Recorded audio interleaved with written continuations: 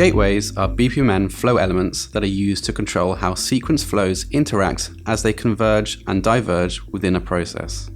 Gateways enable the implementation of branching, forking, merging, and joining of paths in a business process diagram.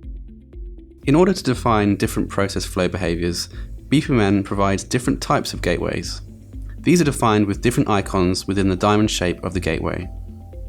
In total, BPMN 2 defines 7 different types of gateways. In this video, we'll cover the 4 most commonly used gateways: exclusive, inclusive, parallel, and exclusive event-based gateway. Of these, the most commonly used is the exclusive or Xor Gateway, which is used for creating alternative paths within a process flow.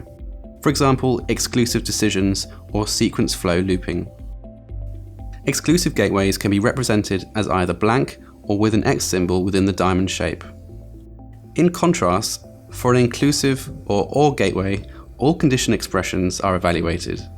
Because each alternative path is considered to be independent, any combination of the outgoing paths may be taken.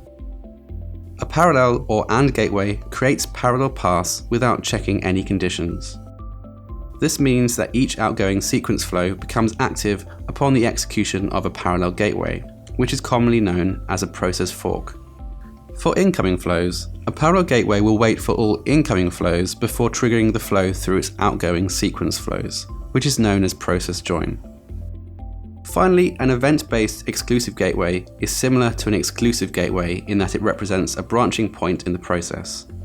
However, for an event-based exclusive gateway, the alternative paths that follow the gateway are activated based on events that can occur.